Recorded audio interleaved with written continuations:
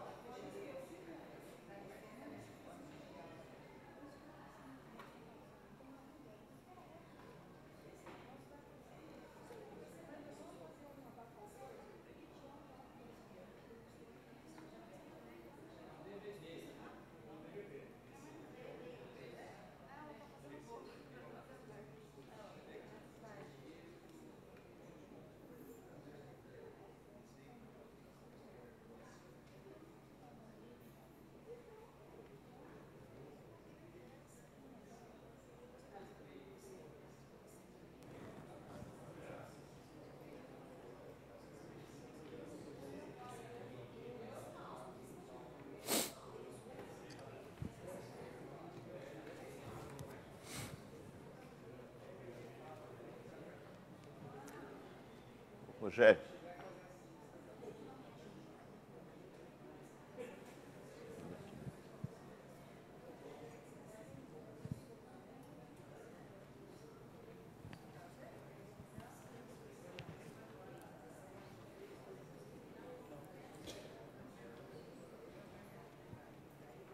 Não ouvi sinal, mas acho que já é hora de começar.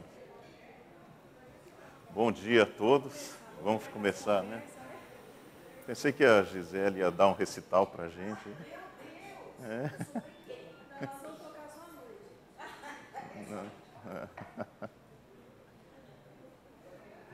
Hoje nós vamos estudar um texto em sequência, em 2 Samuel. Vitórias, bondade e guerra contra Amon, é o título. É um título bem eclético, né? Fala de coisas bem distintas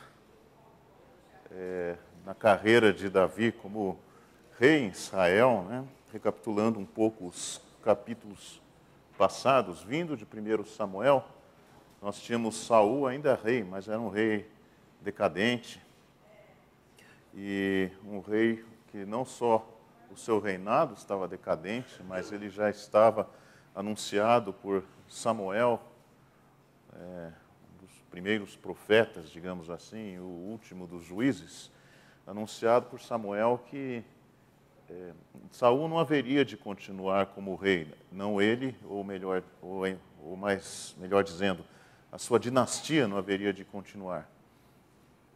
E então o reinado de Saul era decadente de uma dinastia que ia acabar da maneira como começou. Começou com ele e ia acabar com ele mesmo. E Davi era um peregrinante, andando para lá, para cá, se escondendo nas cavernas, se escondendo às vezes até em território inimigo, sob a proteção daqueles que eram inimigos de Israel.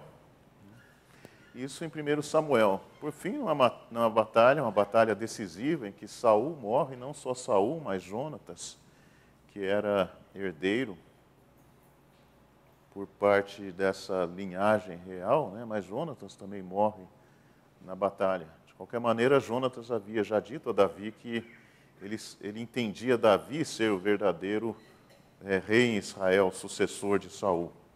Mas Jonatas também morre, com isso Israel fica sem trono. Davi, eventualmente, é aclamado rei em Judá, e não depois de algum tempo ele fica rei em todo Israel. Já marca nesse momento, portanto, uma divisão entre Judá e Israel, que dali a pouco viria a ser o reino dividido. Que portanto, uma unidade frágil, uma unidade que durou 2 reinados, né? O reinado de Davi e o de Salomão. Então esse foi o período áureo do reino em Israel, até mesmo porque foi um período em que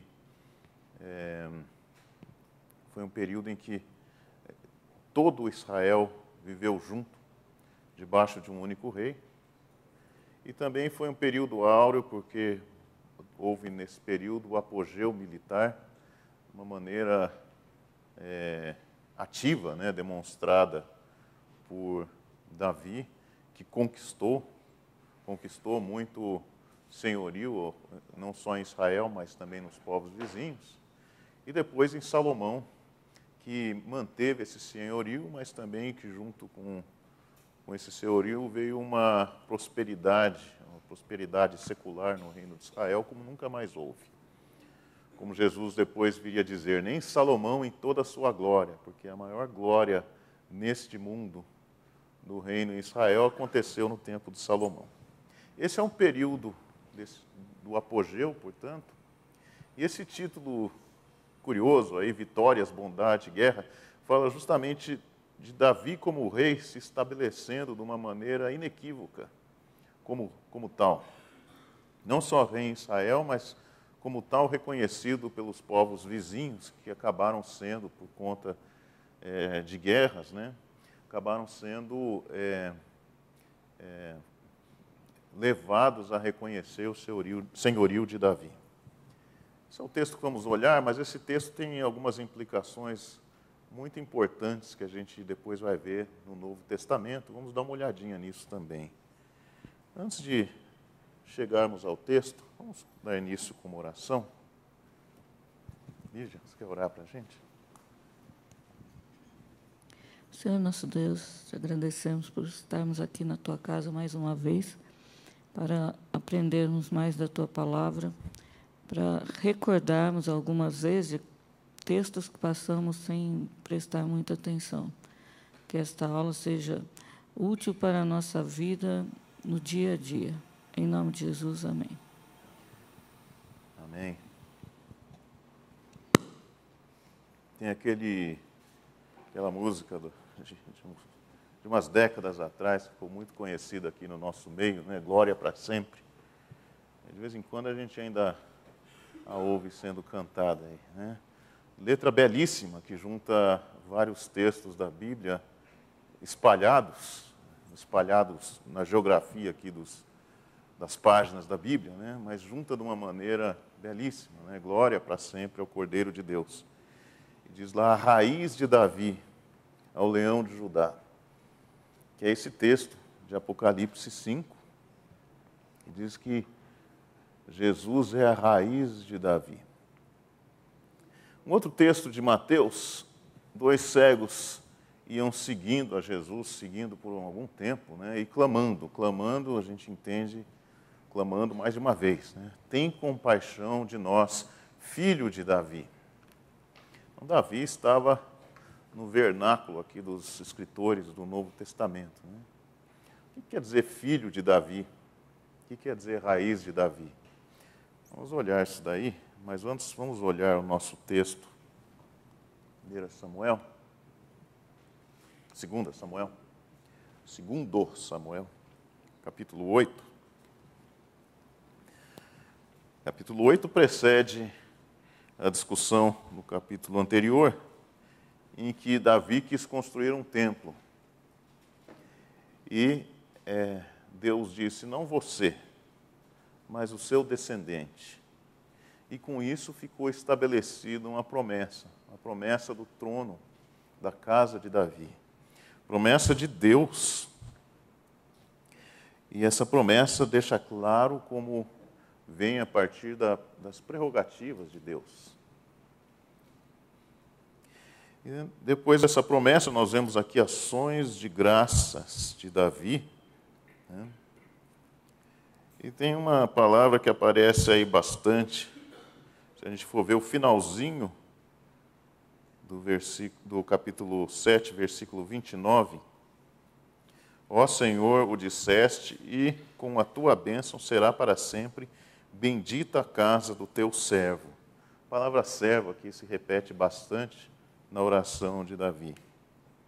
Muito interessante isso. Um servo que está aí para executar um plano de Deus, um servo de Deus. Esse também é um tema que a gente vai ver sendo elaborado aí, principalmente no livro do profeta Isaías, o servo de Deus. Capítulo 8, depois disso feriu Davi os filisteus e os sujeitou, e tomou de suas mãos as rédeas da metrópole. Também derrotou os moabitas, fê-los deitar em terra e os mediu, 2 vezes um cordel para os matar, 1 vez um cordel para os deixar com vida. Assim ficavam os moabitas por servos de Davi e lhe pagavam tributo. Não achei boa referência aqui essa ilustração, 1 vez um cordel para matar, 2 vezes para matar, 1 vez para deixar com vida. Mas a moral da história é que a vida ou a morte dos moabitas estava dependendo das deliberações saindo do trono de Davi.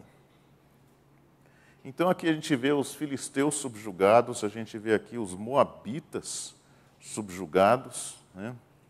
Depois alguns outros reinos menores se colocaram se foram postos subjugados. Hadadezer, filho de Reobe, rei de Zobá, foi derrotado por Davi, quando aquele foi restabelecer o seu domínio sobre o rio Eufrates. Tomou Davi deste rei 1.700 cavaleiros e 20 homens de pé, Davi jarretou, ou seja, cortou o tendão, todos os cavalos dos carros, menos para 100 deles, para inutilizar aí as carruagens do exército inimigo. O exército de Israel ainda não tinha muito bem desenvolvida a tecnologia de lutar com as carruagens. Isso foi acontecer depois no reinado de Salomão. Então, caem 20 mil aqui, 20 mil homens de pé.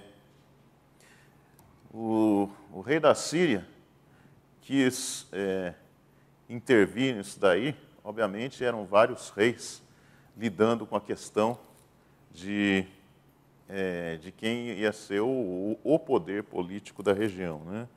E os sírios provavelmente não necessariamente estavam a favor do tal do Hadadezer, mas sim contra a escalada de poder de Davi, né? E queriam fazer um balanço aí, bem parecido com as alianças políticas que a gente vê até hoje. Pois bem, foram os sírios, então, tentar intervir na guerra. Mas aí diz o versículo 5, Davi matou dos sírios 22 mil homens. E aí Davi pôs guarnições na Síria de Damasco, e os sírios ficaram por servos de Davi e lhe pagavam tributo. E o Senhor dava vitórias a Davi por onde quer que ia. Diz aqui esse versículo 6, o Senhor dava vitórias a Davi por onde...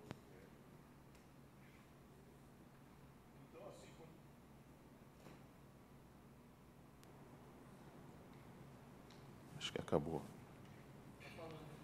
Está saindo? Tem uma luzinha vermelha aqui. Deixa eu ter.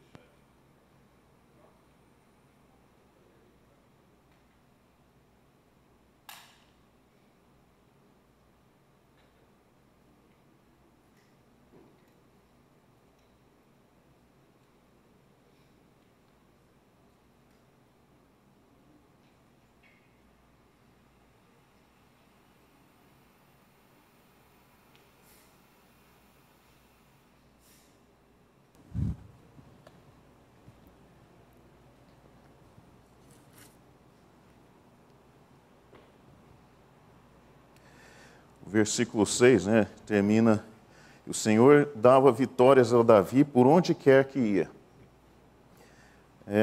E aqui prosseguem-se, então, as outras conquistas, os outros povos se tornando sujeitos ao poderio de Davi, né?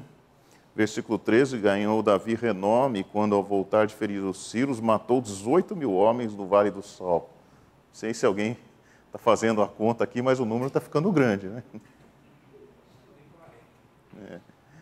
A medida básica aí é por volta dos 20 mil por rodada.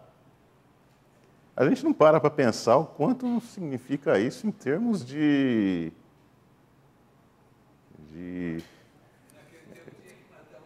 1 a 1.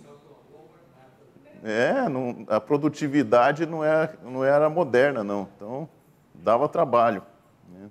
Aqui não fala quantos que foram do lado de Davi. Deve ter ido também, né? Até mesmo por causa disso. A batalha era no corpo a corpo, né? De qualquer maneira, Davi tinha um exército grande e tinha também algum tipo de estratégia militar excepcional. A estratégia dele já vai se delineando aqui, até mesmo no momento em que ele é um fugitivo de Saul, a gente vê a perspicácia de Davi e a reação rápida de Davi, né? Então ele tinha essa habilidade excepcional, né? Com isso, acontecem essas batalhas. Essas batalhas são terríveis, né? Um versículo aqui, se a gente tentar mentalizar tudo que aconteceu naquele versículo, são imagens que a gente não quer nem pensar nelas, né? Mas era assim que acontecia, era assim que esse poderio foi estabelecido, né? Este é o mundo dos homens. E diz lá o versículo 14, pôs guarnições em Edom, e todo Edom pôs as guarnições, e todos os edomitas ficaram por servos de Davi. E o Senhor dava vitórias a Davi por onde quer que ia. Então veja aqui que o versículo 14 repete o versículo 6, né? O Senhor dava vitórias a Davi por onde quer que ia. A noção de refrão, a noção de repetição, é uma noção comum na literatura, né, da época, né? A gente vê essa prática sendo largamente utilizada nos Salmos, né? O refrão é aquela mensagem básica a qual a gente quer que seja transmitida acima das outras mensagens secundárias, né? Então, a mensagem básica desse capítulo todo está aqui nesse refrão. O Senhor dava vitórias a Davi por onde quer que ia. Então, Davi era um senhor de um grupo de desgarrados. A gente vê, 1 Samuel 22, Davi, naquele período chamado as peregrinações de Davi, Davi retirou-se dali e se refugiou na caverna de Adulão. Quando ouviram isso, seus irmãos e toda a casa de seu pai desceram ali para ter com ele. Então, Davi era um fugitivo lá sem muito apoio, mas já tinha o seu carisma. Afinal, era ele que tinha derrotado o gigante Golias. Era ele que era o grande guerreiro, mais tarde se provou o grande general, mas também o grande poeta e o grande músico. Ajuntaram-se a ele todos os homens que se achavam em aperto, todo homem endividado, todos os amargurados de espírito, e ele se fez chefe deles, e eram com ele uns 400 homens, isso diz lá em 22. Então, Davi era o senhor daqueles que ficaram à margem da sociedade, endividados, né, tribulados de espírito. Dessa situação, ele virou senhor de um exército, senhor dos exércitos de Israel. Na verdade, não tinha um exército, a gente vê que o povo era chamado para batalhas, né? Então os exércitos se formavam para as determinadas guerras, né? Então Davi era o senhor desses exércitos de Israel, mas senhor com letra minúscula, né? O capítulo deixa bem claro aí que o Senhor dos exércitos, né, ou como diz a Bíblia, o Jeová dos exércitos, o Senhor dos exércitos era o Senhor Deus, né? O Senhor Jeová dava vitórias a Davi por onde quer que ia. Então, aqui nesse momento, eram as vitórias de Deus através de Davi. E Deus dava vitórias. Deus deu vitórias por todos os cantos, né? E aí diz o versículo 15: reinou, pois, Davi sobre Israel, julgava e fazia justiça a todo o seu povo. Então, era o rei, era, portanto, o senhor dos exércitos de Israel, de novo, senhor com letra minúscula, era aquele que julgava, e julgava com justiça. Joabe, filho de Zeruia, era comandante, Josafá era cronista, Zadok e Aimeleque eram sacerdotes, Seraías escrivão. Benaia era o comandante da guarda real. Os filhos de Davi, porém, eram seus ministros. Tem um porém aqui, curioso. Os filhos de Davi, porém, eram seus ministros. O que será que significa esse porém? A gente vai ver que os filhos de Davi foram um grande de um porém aí em capítulos seguintes, né? Começar com a revolta de Absalão, a própria passagem do trono para Salomão. Os filhos de Davi foram um porém na vida de Davi. A casa de Davi, a família de Davi, foi um lugar de muitas intrigas. Bom, para olharmos aqui de uma maneira panorâmica o texto, depois disso tem no capítulo 9 um episódio, Davi com o filho de Jonatas, Mefibosete, né, em que, embora a casa de Saul não tivesse a continuidade na linha real, ela trouxe, na forma desse descendente que sobrou, trouxe aqui a oportunidade de Davi exercer bondade. Também é outro tema que vai ser explorado. Davi, então, é o rei dos exércitos, o senhor dos exércitos, é aquele que julga com justiça, é aquele que exerce de bondade e misericórdia, né? Diz lá, versículo 8, Esse é Mefibosete dizendo: quem é teu servo para teres olhado para um cão morto, tal como eu? Esse é Mefibosete falando de si mesmo. Mas Davi agiu com bondade para com ele. O capítulo 10, na verdade, se junta ao capítulo 8, em termos de tema, né? Fala com mais detalhes da vitória sobre os amonitas, fala um pouco da estratégia de Davi, da diplomacia de Davi. Faz parte do mesmo tema, né? Davi é o conquistador. Ele é separado aqui provavelmente por causa da crônica dessa vitória de Amon ter sido uma crônica mais relevante nos anais da história de Israel. Então esse é o texto. Então nesse texto nós vemos Davi o rei, Davi conquistador, Davi exercendo bondade, exercendo misericórdia, justo. O que esses temas nos fazem pensar, né? Eles fazem pensar na esperança messiânica, né? Então, Davi foi o alvo de uma promessa. E esse período bem curtinho da vida de Davi, né, dá a impressão que esse período antecedeu aos filhos grandes e tudo mais, porque uma vez que esses filhos estavam grandes, crescidos, a vida de Davi aí ficou um bocado mais atribulada, né? Então foi um período curto, mais ou menos, no começo do reinado de Davi, né, onde ele estava se consolidando como rei. Dentro desse período curto, cria-se, portanto, essa imagem de Davi, que foi uma imagem que o pensamento seletivo dos fariseus e da mentalidade dos judeus na época de Jesus enxergavam a respeito da esperança messiânica. Então, Davi conquistou Jerusalém, Davi é rei em Sião. Davi é o rei para o qual Deus fez a promessa de uma dinastia, que haveria o descendente de Davi. Rei de muitas vitórias, julga o povo com justiça. Então essa coletânea cria essa esperança atravessa séculos. Dentro desses séculos, muito acontece com o povo de Israel, que é fragmentado, dividido, levado cativo, retornado e, ao mesmo tempo, mantido disperso, subjugado pelos babilônios, pelos persas, pelos macedônios e pelos romanos. No meio de tudo isso, prolonga-se essa esperança de um rei que faz a gente lembrar desse período aí do reinado de Davi. Bom,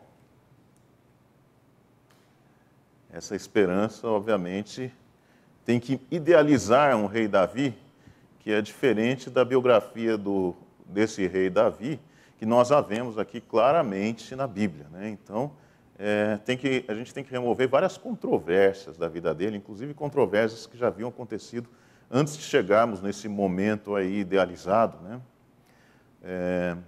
Controvérsias de Davi peregrinando, controvérsias de Davi se colocando como vassalo do rei dos filisteus. Aqui começa o capítulo 8 dizendo que Davi colocou os filisteus em escanteio, né? Mas antes disso, Davi foi lá e falou para o rei Aquis, rei de Gate: o Senhor é o meu Senhor. Ele fala isso para o rei dos inimigos. E não só fala, como cumpre o que falou. Se colocou lá realmente como súdito. Então, algumas posições controversas aí. E tem umas outras também, né? O episódio em que Davi acaba se casando com Abigail mostra também algumas controvérsias de como é que Davi se relacionava com o cidadão. Então, até ele chegar nesse ponto em que ele julga com justiça, ele passou por uns momentos aí na biografia dele em que claramente ele não julgava com muita justiça, não. E nem sequer era rei para poder estar julgando. Muito bem. Então, Davi tinha alguns pontos controversos que antecederam esse momento aqui dourado. O capítulo 11 começa assim: decorrido um ano no tempo que os reis costumam sair para a guerra, enviou Davi a Joabe e seus servos com ele e a todo Israel, que destruíram os filhos de Amon e sitiaram Rabá. E, porém, ficou Davi em Jerusalém. Outro porém aqui. Então, tem uns poréns aqui na biografia de Davi. Esse porém dá início ao episódio de Batseba, um episódio que corta, rompe com o momento da narrativa até então, né? Então, Davi, o rei, nesse período dourado, julgando com justiça, e acontece esse episódio terrível. O episódio terrível vai ter que ficar para a aula terrível da semana que vem. Hoje aqui nós vamos ver o momento dourado. Mas o fato é que Davi é essa pessoa que exemplificou o momento dourado e exemplificou o momento terrível, né? Mas na esperança messiânica, é aquilo que a cabeça humana sabe fazer bem, né? Que é a chamada memória seletiva, né? E, portanto, escolhe o que lembrar para poder compor uma versão que interessa. E a versão que interessava aos judeus na época de Jesus era do filho de Davi. Filho, portanto, daquele rei que ia seguir nos passos de Davi. Essa era a esperança messiânica, que olhava para o passado e filtrava algumas coisas do passado. Agora, a esperança messiânica não vivia só na cabeça das pessoas do tempo de Jesus, mas ela vivia nas páginas vivas do Antigo Testamento também. Porque essa esperança messiânica é um bocado diferente daquela esperança popularizada e, portanto, distorcida, né, do tempo de Jesus, de muitos do povo, de muitos dos fariseus. A esperança do Messias, ou pelo Messias, no Antigo Testamento, é uma bela esperança. O Salmo 98 é um salmo muito interessante que nós vamos abrir. Eu estava procurando algum texto que falasse dessa esperança messiânica, e eu achei o Salmo 98 um texto muito interessante para isso, porque ele não se põe como um salmo messiânico, né? Então, tem alguns salmos que são chamados messiânicos porque eles colocam dessa maneira, pintam um quadro que mostra um sobrenatural das coisas, né? O Salmo 2 é um salmo desse tipo, né? Um salmo messiânico que fala, ir-se-á aquele que está nos céus. Então, ele aponta o salmo para uma visão de Deus nos céus, né? Esse é um salmo messiânico no estilo que a gente costuma pensar da palavra, né? O Salmo 110 também, né? Disse o Senhor, o meu Senhor, o salmo que nós vamos ver, Jesus referencia. Assenta-te à minha direita, até que eu ponha os teus inimigos debaixo dos teus pés. Então, o Salmo 110 também é outro salmo messiânico que fala de uma situação transcendental. O Salmo 98 é um salmo de louvor. E ele não busca dessa maneira profética, vamos dizer, o transcendente. O Salmo 98, se a gente olhar aqui na nossa Bíblia, não tem atribuição clara a ninguém, não se diz aqui ser um salmo de Davi.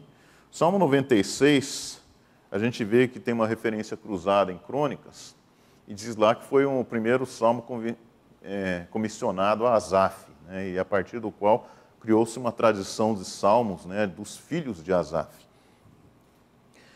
Pelo tipo de linguagem, a gente pode até presumir que o Salmo 98 se refira ao mesmo tempo, né, à mesma janela aí na história de Israel.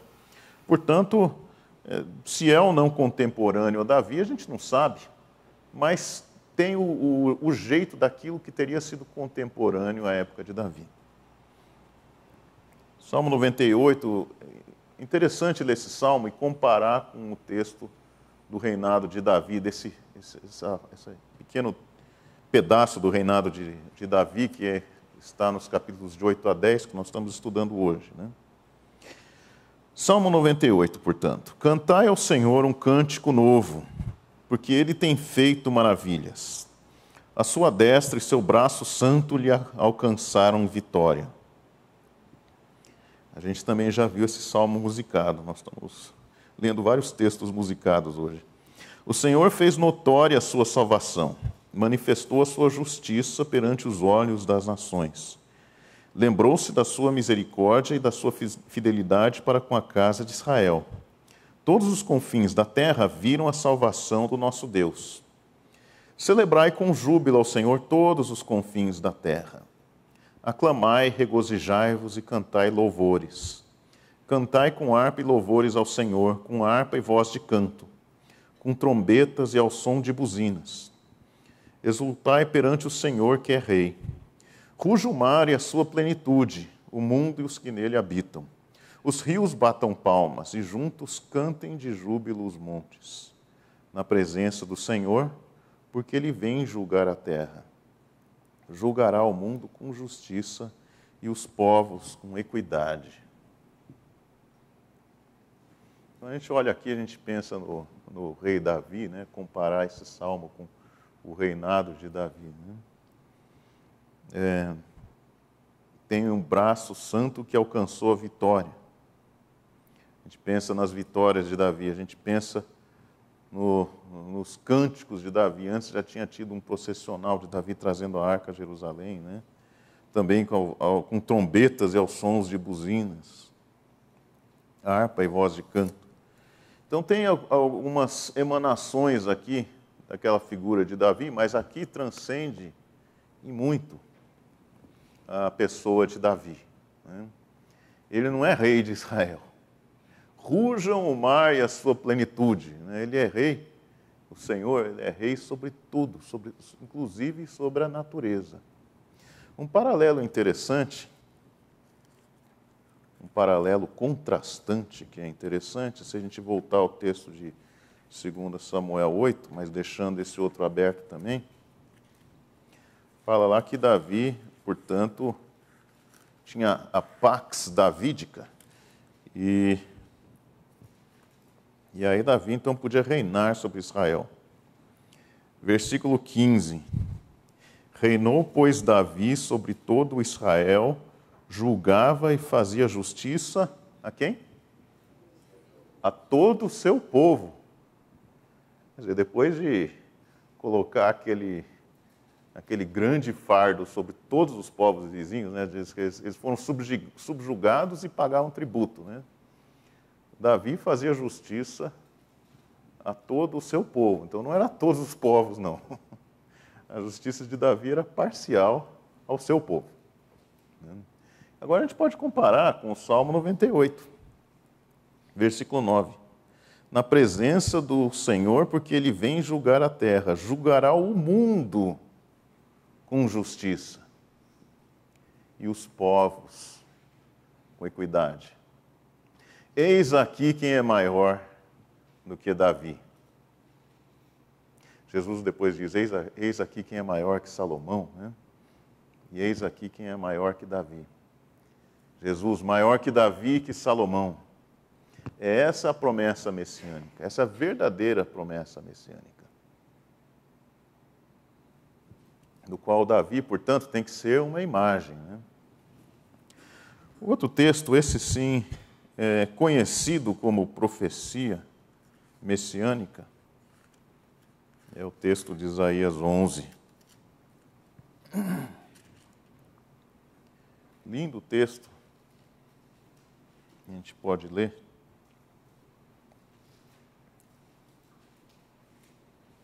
Eu vou ler até o versículo 6.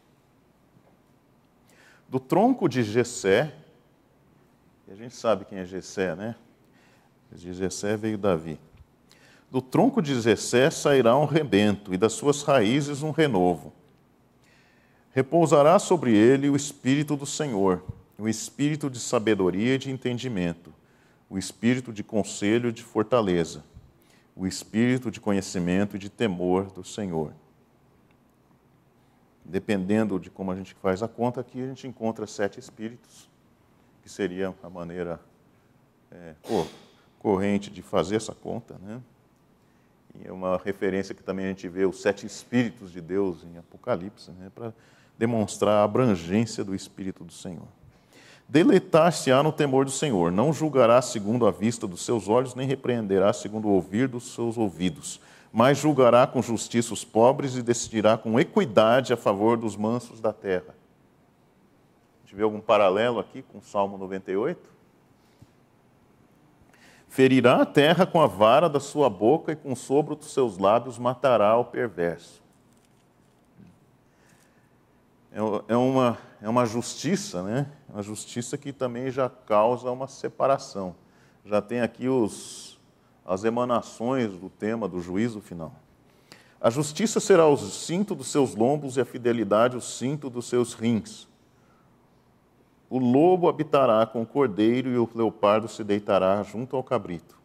O bezerro, o leão, o novo e o animal cevado andarão juntos, e um pequenino os guiará. E aqui continua na descrição de uma natureza que também é sujeita a esse rei, né, da linhagem de Davi. Então ele é rei não só sobre os povos, mas até sobre a natureza. E ele transforma a estirpe da natureza, transforma o perfil da natureza. Esse é o Messias. Então o Messias tem aqui, evidentemente, um caráter transcendente.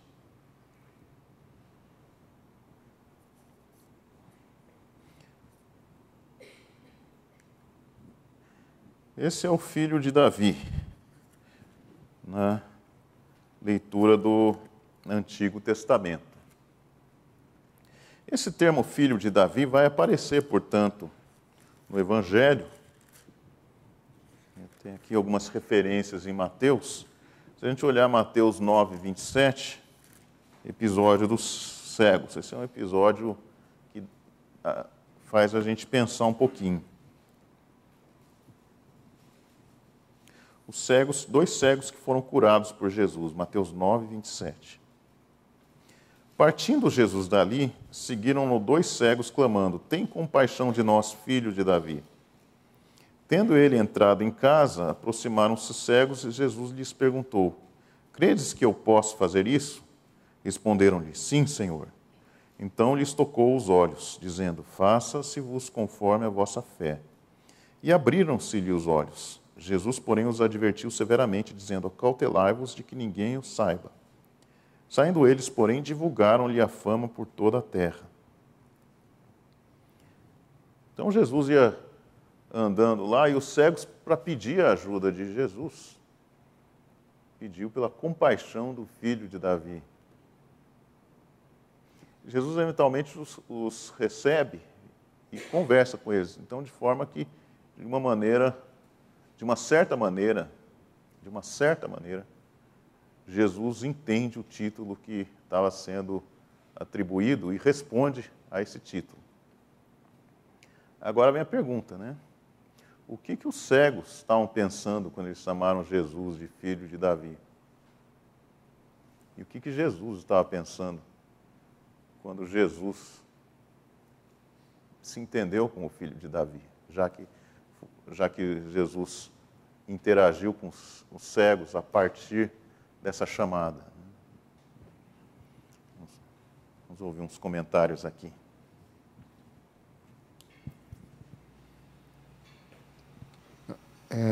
Gerson, esse pensamento corrente de que Jesus era o Messias guerreiro, né, era algo que Jesus mesmo quis tirar da mentalidade das pessoas que o seguiam, que estavam com ele. Então, ele fez questão de colocar isso à parte. Isso vai acontecer, de fato, lá na frente, o leão da tribo de Judá vai se colocar como rei dos reis. Mas, nesse primeiro período, Jesus quis colocar que ele era o filho de Davi misericordioso, aquele que não age com a espada quando tem a possibilidade de agir com a espada.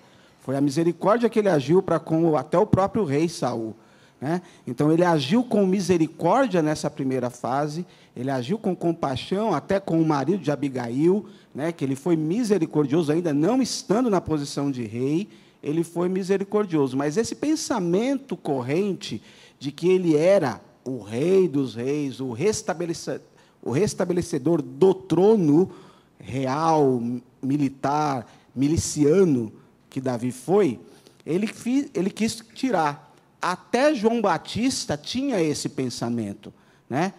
Porque João Batista manda os discípulos dele perguntar para Jesus: és aquele que nós esperamos ou temos que esperar outro? Aí Jesus faz questão de novo de tirar esse pensamento. Olha, fala para João Batista que eu sou realmente aquele, porque os cegos vêm, os coxos andam, e em todos os lugares é anunciado o reino de Deus. E se alguém se escandalizar de mim, não verá o reino. Então, ele fala isso no capítulo 11 de Mateus, porque ele queria tirar esse primeiro pensamento do rei militar, que foi Davi depois que tomou o trono.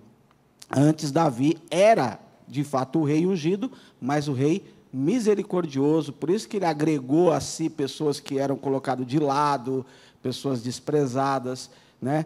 Por quê? Porque ele tinha uma ação misericordiosa, né? Uma ação piedosa para com os seus inimigos. Depois ele foi o militar que ele foi, né? E com todas as glórias. Muito bom. É isso mesmo. Tem essa distinção de perspectiva, né? Duas pessoas se encontram, ou três aqui, talvez dois cegos, né? Os cegos e Jesus se encontram. O termo comum é filho de Davi, mas filho de Davi representa uma coisa para Jesus, representa outra para eles, né? Interessante que os cegos invocam aqui o filho de Davi, não pelo poderio militar, embora isso também venha acontecer em outros textos do Evangelho, né? Mas para que eles fossem curados, né, de um impedimento físico. Então, mas o fato é que ao fazer isso, eles chamam Jesus de filho de Davi. Filho de Davi, então, tinha esse significado peculiar naquele momento. Uma coisa curiosa, né? É Jesus, que é o rei dos reis, ser chamado de filho de Davi, né? E ainda por cima, filho daquele que teve aquilo que a gente colocou das controvérsias, né? Teve adultério com Batseba, que foi se refugiar e se tornar súdito do rei dos filisteus. É esse que é o filho de Davi? Jesus é filho de Davi, então? Fica meio estranho esse termo sendo aplicado para Jesus. Essa é uma pergunta, né? Mas o outro lado dessa pergunta era a perspectiva dos outros que estavam dando esse título a Jesus. E ao dizer filho de Davi, assim, rei tão bom quanto foi Davi, portanto, aquele que vai nos trazer as vitórias que Davi trouxe no tempo dele. Que o filho de Davi tinha essa conotação, a gente vê em outros textos, né? Mas mais tarde a mulher cananeia vai pedir também a ajuda de Jesus, Mateus 15.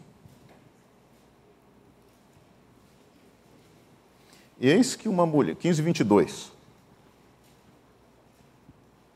Eis que uma mulher cananeia que viera das regiões clamava: Senhor, filho de Davi, tem compaixão de mim. Mesmo tema, filho de Davi e compaixão. Minha filha está horrivelmente endemoninhada. Ele, porém, não lhe respondeu palavra. E os seus discípulos, aproximando-se, rogaram: despede-a, pois vem clamando atrás de nós. Mesmo padrão dos cegos, clamando o filho de Davi, clamando o filho de Davi.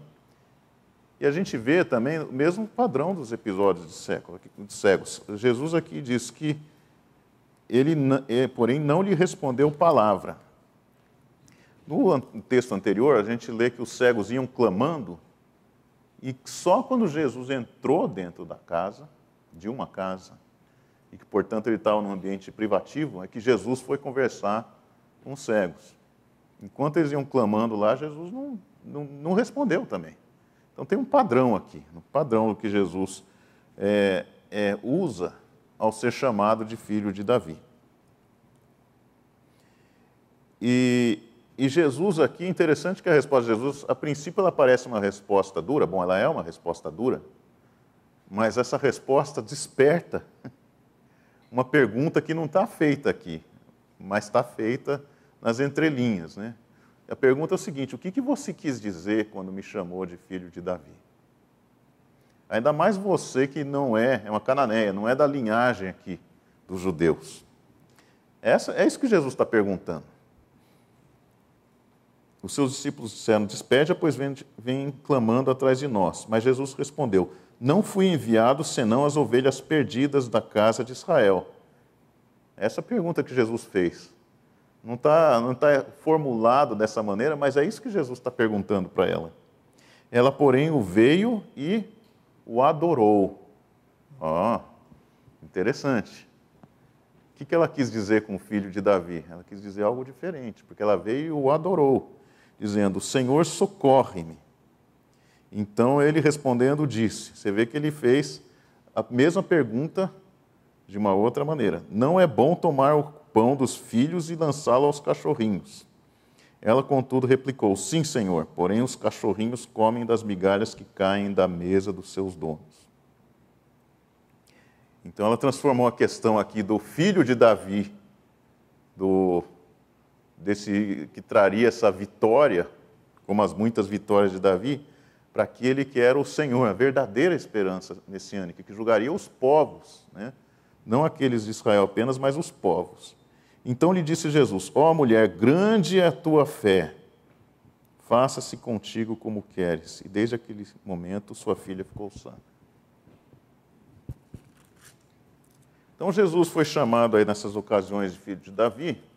No meio delas tem esse texto de Mateus 12. Nós não vamos ler o contexto todo, mas só o versículo 23, que diz o seguinte: e toda a multidão se admirava e dizia: é este, porventura, o filho de Davi? Então veja que tem um significado comum a todos, né, para esse termo filho de Davi aqui. Ele podia ser enunciado, esse termo, que todos iam entender a mesma coisa. Mas os fariseus também entenderam e não gostaram. Os fariseus, ouvindo isso, murmuravam: este não expele demônios, senão pelo poder de Belzebu, maioral dos demônios.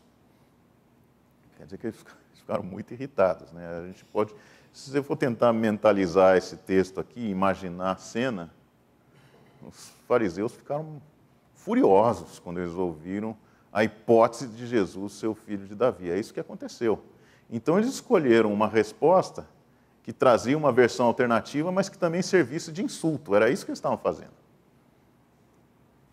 E aqui depois o texto continua, a gente pode mais tarde ler o texto e estudar aqui, porque ele é um texto interessante. Mas esse é o ponto aqui, né, que filho de Davi era um significado claro. Agora a pergunta é: e Jesus? Não fica estranho Jesus ser filho de Davi, Jesus que é Deus? No princípio era o Verbo era Deus, o Verbo estava com Deus. Não é assim que a gente lê? E a gente vai colocar, através desse termo, ele subordinado a uma certa linhagem? Não é estranho isso? Como é que a gente concilia? Como é que a gente concilia essas duas versões? Será que dá para conciliar?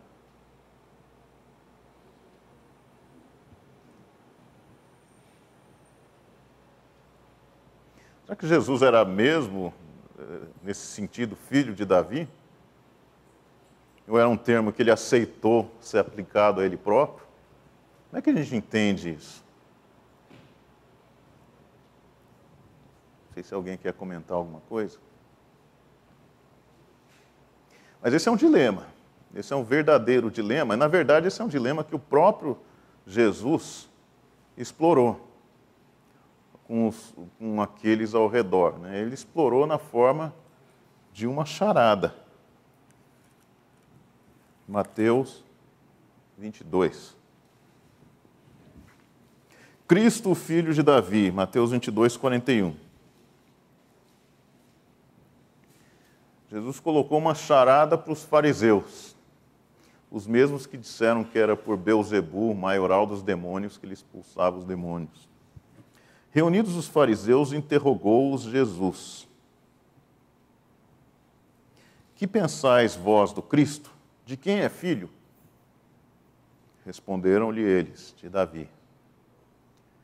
Replicou-lhes Jesus: como, pois, Davi, pelo Espírito, chama-lhe Senhor, dizendo... É a mesma pergunta que a gente está fazendo aqui. Vamos achar a resposta, então. Disse o Senhor ao meu Senhor, aqui Jesus cita o Salmo 110. Assenta-te à minha direita até que eu ponha os teus inimigos debaixo dos teus pés. Se o Cristo, se o Messias é o filho de Davi, como é que Davi chama ele de Senhor? Essa é a pergunta de Jesus. Se Davi, pois, lhe chama de Senhor, como é ele seu filho? E ninguém lhe podia responder palavra. Nem ousou alguém, a partir daquele dia, fazer-lhe perguntas. Só tem uma questão aqui. A mesma pergunta que eu estou fazendo aqui ficou sem resposta nesse trecho. Jesus colocou a pergunta e cadê a resposta? E por que não a resposta aqui? Essa é uma pergunta. Sempre que a gente vê umas coisas dessas na Bíblia, é até bom a gente parar e pensar, por que não a resposta aqui?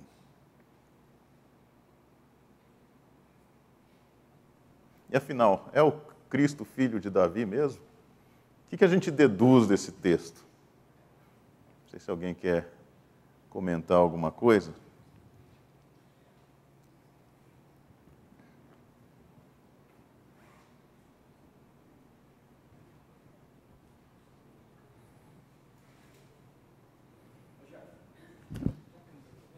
Trazer o microfone aí.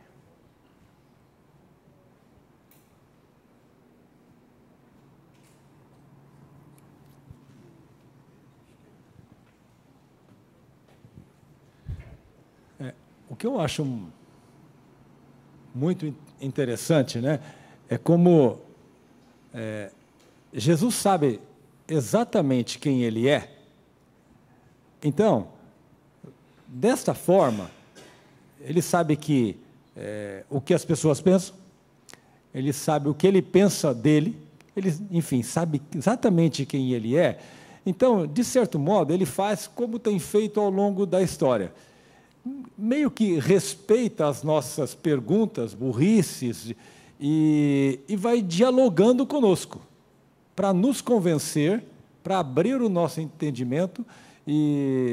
Então, acho que isso é muito bacana em Jesus, porque ele não foge de perguntas difíceis, ele sabe exatamente por que ele está ali, de onde ele veio, ele conhece o público dele, e ele, então, vem até nós, não somente para morrer na cruz e nos justificar, mas ele vem para cutucar os nossos raciocínios, pensamentos, e principalmente o que eu acho importante é que ele não está com medo das nossas perguntas e das nossas fantasias, e meio que ele entra no jogo,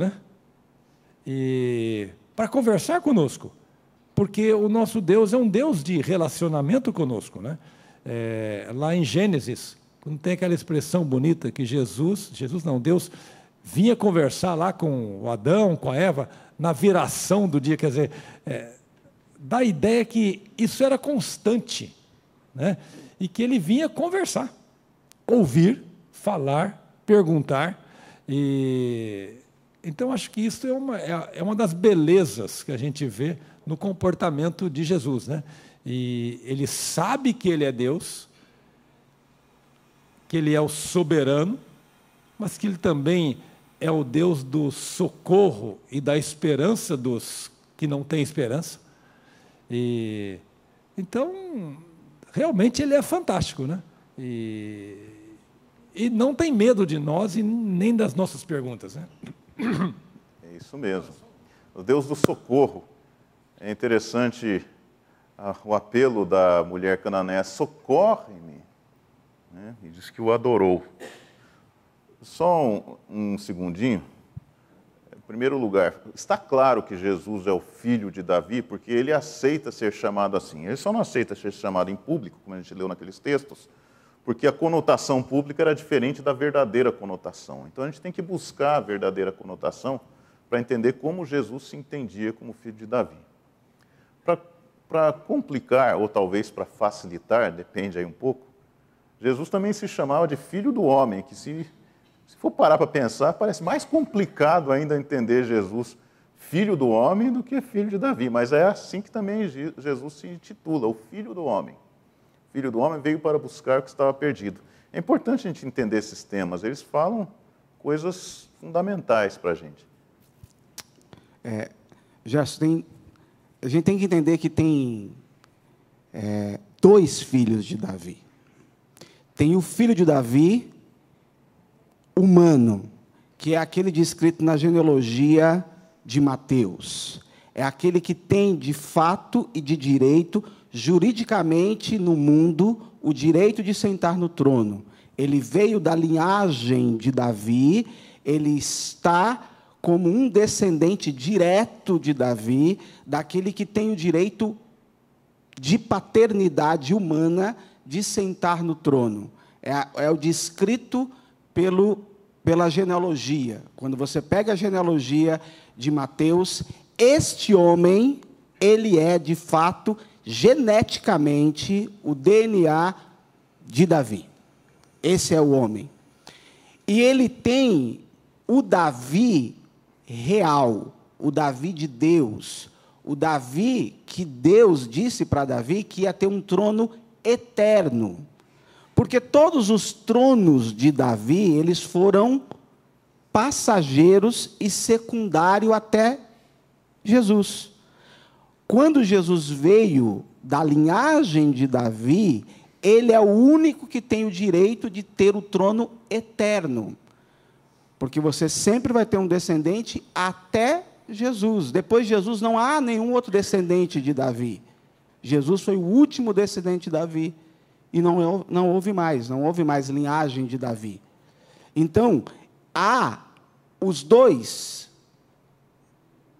reino de Davi, filho de Davi. O que tem direito legal, direito jurídico, direito da linhagem de sentar no trono, e há o que tem o direito divino de sentar e permanecer no trono eternamente, porque o trono de Davi seria um trono eterno. Então, quando Jesus ouve o povo falar, o filho de Davi, o povo está pensando no rei que vai sentar no trono e tirar Roma do poder, que eram os seus opressores, como Davi, guerreiro.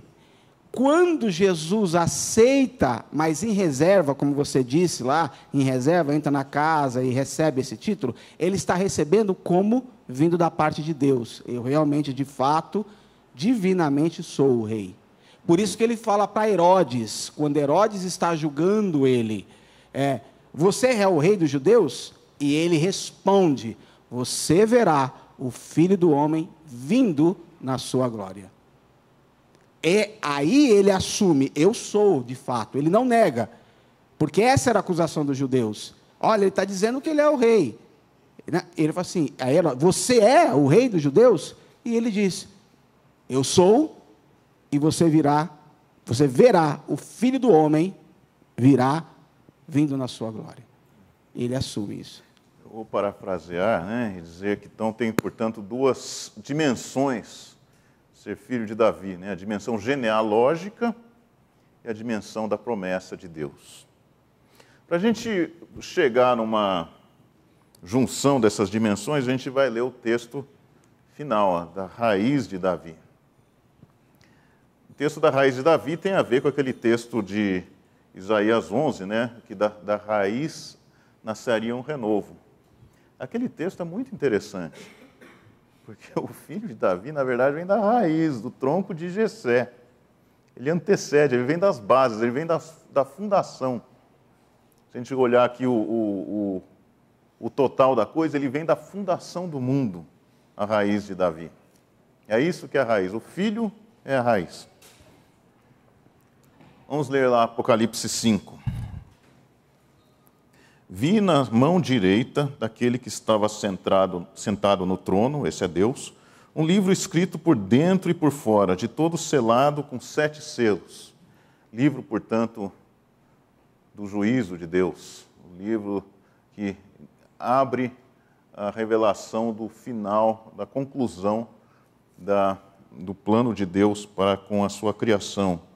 O livro, portanto, no qual estão registrados aqueles que estão na vida eterna. O livro em que está registrado o juízo final da parte de Deus.